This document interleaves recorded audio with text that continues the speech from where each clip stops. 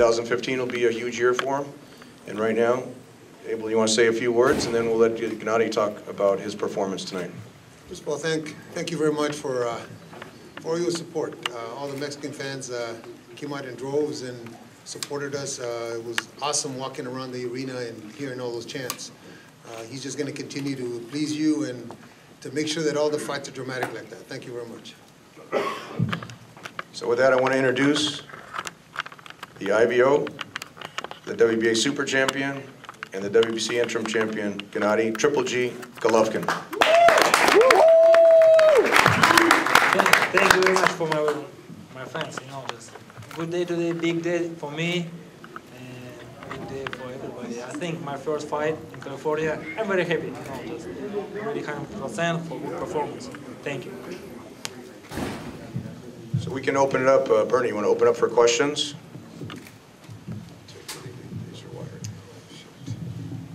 We can hear. It's full enough. So, Gennady, how surprised were you that you were able to stop him in 2 rounds, being that Rubio has, he's a tough fighter and he's known to. No, not big surprise for me. You know, just I'm ready 100%. I train hard work every day. You know, just I know Rubio. He's a great fighter. I think just maybe different class. You know, Rubio, he's a good fighter. He's a strong guy. Steve? Yeah, I got one question for Tom, one for Abel. Abel, these recent fights have been very short. Are you concerned about the lack of rounds? And Tom, when is the next fight for Gennady Golovkin moving forward? No, I think that every coach that has a fighter at this level trains for 12 rounds. We had hoped that this fight would be longer. We had hoped that the Gil fight would be longer, but we always prepare for the 12. If it doesn't happen, it's better for us, but he's ready to go 12 if he has to. Tom? Bernie, I was going to finish up on Steve's other question, is that it's Gennady's job to focus on the fight in the ring. It's my job to plan ahead. So we already have the date planned in February for his next fight. It'll be, as of right now, it'll be over in Europe, unless, this is what I told HBO and Bob, that unless Chavez decides to step up and sign a contract, then naturally that would take a priority. But otherwise, he'll fight in February. And the fight will be telecast definitely live on HBO over here. Go ahead, Dan. Hey, Gennady back here. Congratulations. You seem to hurt him with punches from both hands, and then you knocked him out with the left. You have so much punching power. I wonder, which do you think is your best? Which is your best punch? Is it a right hand? Is it a left hand? I'd like to hear Abel's opinion about that also. Thank you very much. You know, just doesn't matter. Just, right. Keep it real. You know, I need just chance. I need just chance, just for not hard punch, not lucky punch. Just I see moment, I did. Abel? You know, I think they're both equally as destructive, but I think the right hand is probably stronger when he delivers in like a small hook. Not quite straight and not quite a hook, but he delivers over the top. Kind of like when he hit Gil with. He seems to have more balance when he throws it that way, but the left hand obviously is effective too, because he knocked this guy with the left hand. Gennady over here. Early on, you seemed to try to make it competitive. When you stopped, a lot of people think you could have got back up. What do you think about that? I'm very happy. I'm very happy now. Just my first fight in California in Staff Hub. Today I saw a lot of people, just full stadium. Just respect for my fans. You know, just I think today is big day, a big present for fans. You know, just. But do you think you could have got up? Just. I don't feel just. When you get, if you feel his power, and Abel's felt his power on the pads many times. If you feel his power, even though it might not look like a hard punch, I mean, you can't. It's hard to say that a fighter needs to get up and so he can get knocked out again. It just, it's tough to say. 2 rounds too quick. You know, just I don't feel him. Just 2 rounds. Montero? I have a question for Gennady, Tom, and Abel. If you could, just talk about the atmosphere tonight. I mean, you guys, this was your first fight in California. You sold it out. Mostly Mexican-American crowd. You're fighting a Mexican fighter. They're cheering Triple G. So you could talk about that. Amazing atmosphere today for me. It's a big present for me. Thank you. Yeah, no, it's refreshing to be on this ride with him and being so humble and having the people really recognize who he is, not as a fighter, but just as a person outside the ring. And I think all those chants and cheers were not only for the fighter, but for the person that he's shown to be. Francisco? I have one question for Gennady, one question for Tom. Gennady, where did you learn that Spanish? Buenas noches. Abel talking with me every day, just buenos dias, buenas noches, amigos, like that. Just guys, every day he's a funny guy. Tom, you told me a couple weeks ago that you were surprised to see that Step Up sold out that quick. Was there anything tonight that surprised you from an operational standpoint? I tell you, the atmosphere tonight was electric. I mean, we knew it was going to be full. We knew we had the bleachers, we had the standing room only tickets.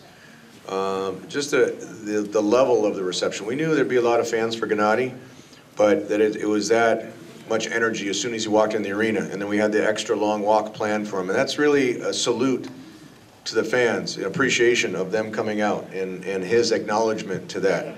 And so it's kind of a trademark for him to walk through the crowd, and that's really, you know, that's what I would say is just the level of the intensity of the energy, and as soon as people saw him walk in the arena. Gennady, congratulations tonight on the big knockout. You said you know people love you because you said you'll fight anybody, you'll fight Andre Ward, you'll fight Canelo, you'll fight Cotto, you'll fight anybody. But out of all those guys, is there one name you want more than the rest? You know, no, for me it's very important just who best middleweight division, right now. You know, right now Miguel Cotto, he's WBC champion. I respect him, he's great champion. You know, maybe, I hope so, fight with him. Because, you know, for me, very important who's the best middleweight division or unification fight. It's important for you to take Cotto's title because he's considered the Yes, of course, yeah. It's very good for my team, for my career, for my fans. You know, just who is who. Who's number one. Congratulations, Tom and Abel and Gennady. A two-part question for Tom. First part, you mentioned that you would scrap the February date in Europe if you can get a Chavez fight. Does that mean that you now have hope for a Chavez fight and there's renewed talks? I wouldn't say there's renewed talks, but Bob did call about a month ago and said that he thought maybe there's still a chance to do that fight. So our door is always open for that fight. That was, I mean, the reaction we got, Mike, about just the rumors of that fight happening when it was supposed to happen July 19th here at the Forum. I mean, that was, there was a lot of reaction for that fight. And those were just rumors. So if that fight happened, I mean, that would be his first fight on pay-per-view. That's why we were so willing to do that fight in July. But again, I mean, it goes back to you can't force these guys to get in the ring with him. That's why I give so much credit to Rubio, because he agreed. Rubio was the mandatory challenger for Cotto. He had a guaranteed date or fight against Cotto, and he would have gotten the winner of Cotto-Canelo, which would have been a huge fight for him.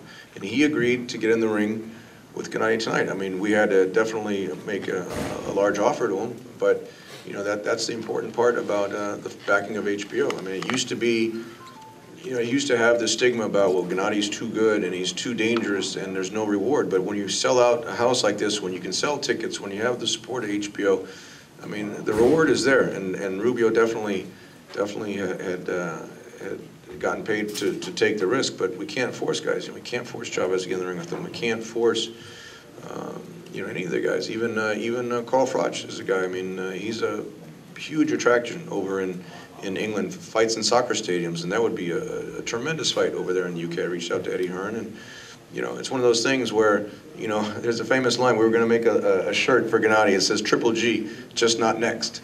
You know, it's like everyone says, yeah, I'll fight him, but not in the next fight. So, you know, it's just one of those things, and we'll just continue to do what we did over the last 2 years. People don't realize it's only been 2 years that he made his pro debut against Proxa. It was September 2012, and now he's become one of the most exciting and marketable fighters in America. And it's not only in America, but he's his brand globally, and that's another emphasis. What we wanted to do is build his brand globally. So when he goes back to Europe, he's going to have a huge reception over in Europe, just like when he came here to LA. We did so many press conferences and interviews and media lunches, and inviting people up to Abel's gym in Big Bear Lake. So we pretty much laid the foundation. So when we announced this fight, we were already 10 steps ahead of the game for this type of reaction. Second part. Gennady, I talked after the fight to the WBC president Suleiman, and he is very proud that you are a champion now, a WBC champion. What does it mean to you that you have now the third belt in front and in the middle of you, the WBC? What does it mean to you? Of course, I'm very happy. Just a big step for me, and I respect Mauritius. It's a big step for me for my career. Is WBC is big belt. It's I think number one. Just. And big step, very close to every fight, I'm very happy. Thank you. Sorry, my second part from before. So, you mentioned that you've been laying the groundwork. How confident are you that 2015 is going to be, the big year where he gets the big fight? And can he get the winner of Canelo Cotto? I know you guys want it, but can you make it happen? Well, again, the WBC will mandate that. Whether they actually get in the ring with them, that's a different story. We've had guys vacate titles before instead of getting in the ring with them. So we can't force the fight, but he's definitely, my objective and what Gennady's made clear to both Abel and myself and Oleg Herman, the manager, is he wants to fight 4 times a year. So first fight will be in February. We can lay it out. We have another HBO date in May that'll be over here in the States. And so that'll be ready 2 fights before the first 6 months. And that's another thing that the fans appreciate. And somebody had quoted me before about, people are either talking about his last knockout or talking about the next fight. And so now you guys will write about he's going to fight in February. I mean, fans appreciate that. Fans, he could take a year off and, okay, I just made a lot of money. But that's not his style. He knows that this is the prime of his career right now. And that's what the fans, I think, that's what they appreciate, is they see somebody in the prime of his career at the top of the sport of boxing. Gennady does things in the ring that you don't see other fighters do right now. He's such an offensive fighter. And he can take these guys apart. I mean, he makes it look easily, but all the training. I've been up to the training camps a number of times.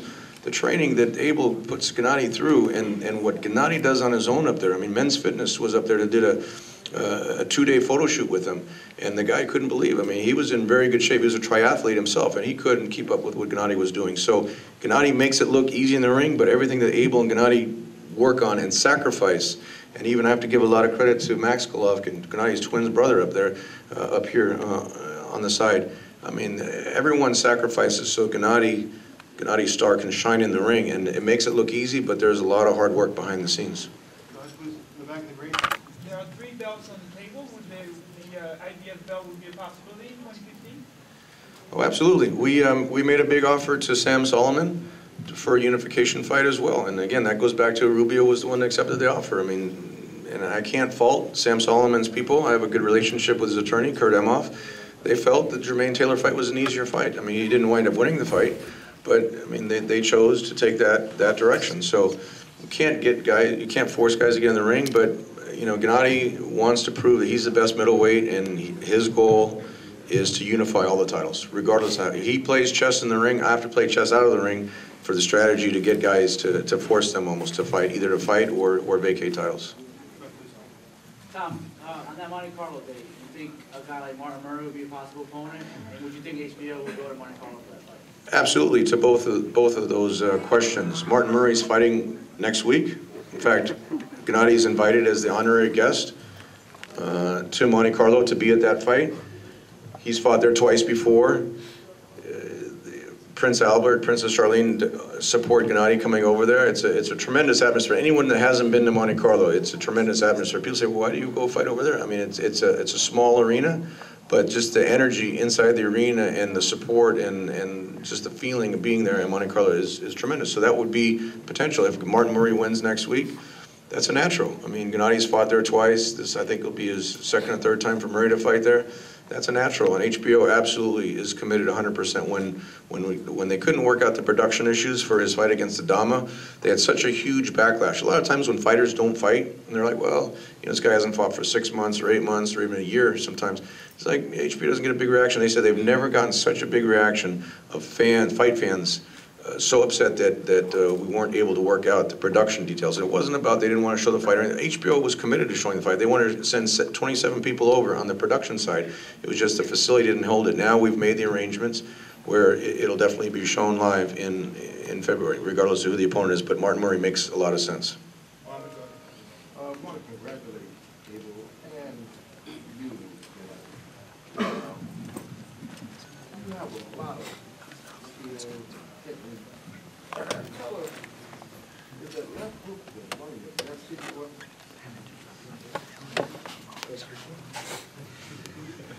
No, I think the intelligence to set up the left hook. The left hook comes after he spots it. If you look at I was told that by looking at the replay, he kind of turns the left hook at the tail end of it. So he looks for an opportunity, and he's just so deliberate with the shots that they don't have to be very hard. More questions? Unas palabras en español, a ver, por favor, sobre esta noche y lo que está viendo usted con este boxeador con el estilo mexicano que tanto hablan. Bueno, creo que el fanático mexicano o latino está esperando a alguien que sea ejemplo de los boxeadores de antes, de Zárate, de Zamora, de esos gran boxeadores que se fajaban y le daban al público lo que buscaba, pues si vienen las peleas, quieren mirar una pelea, no quieren mirar una danza, ¿verdad?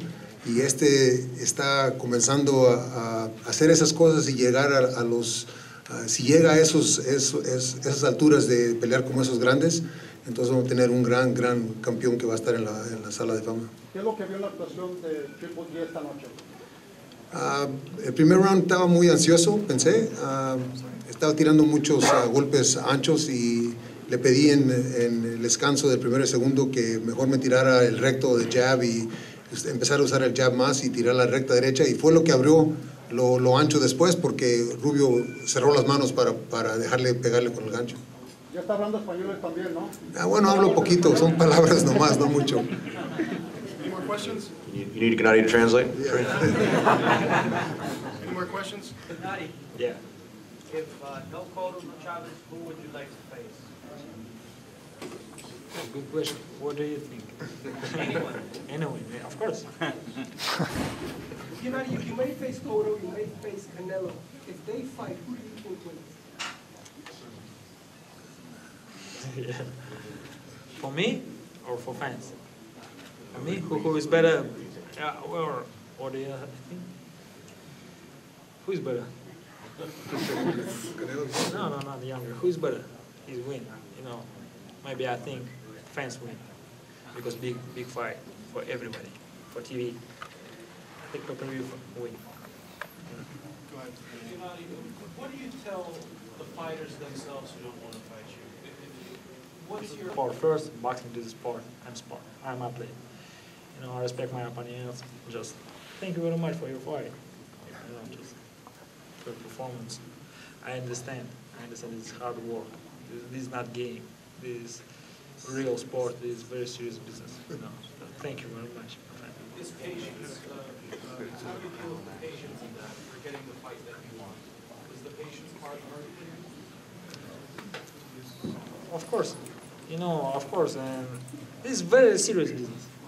This is very serious situation. And you know, my focus for my fight, just my focus for my performance, just minimum 2 months before, hard work every day, my focus, my discipline, you know, hard work in gym, easy fight. A ver, ¿a quién prefieren en estos momentos? ¿A Chávez Jr., Cotto o Canelo? Bueno, él quiere primero que se declare quién es el mejor de 260 libras.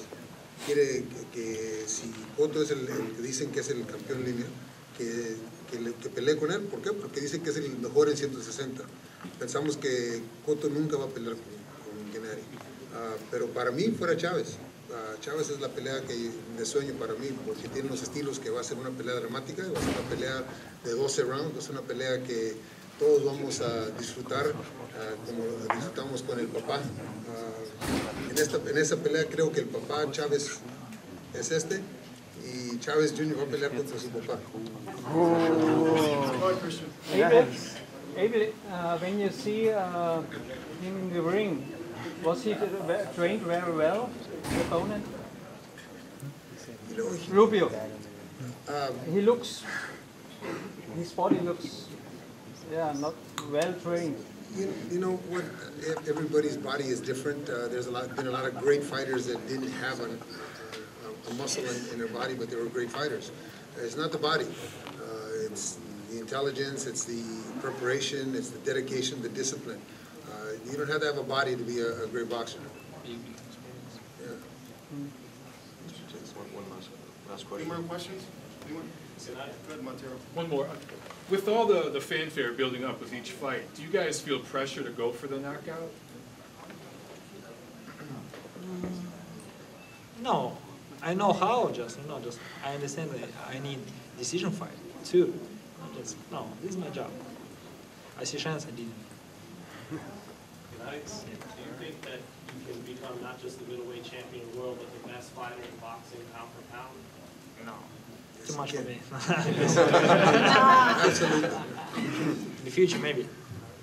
Gennady, are you a student of boxing history? And if you are, who in the middleweight division of boxing history do you like the most? I think Sugar Robinson, Marlon Hager, like that. Great champions. I think I remember I watched TV, I saw a lot of fights. I said speed, power, tactic. This is amazing. Great champions.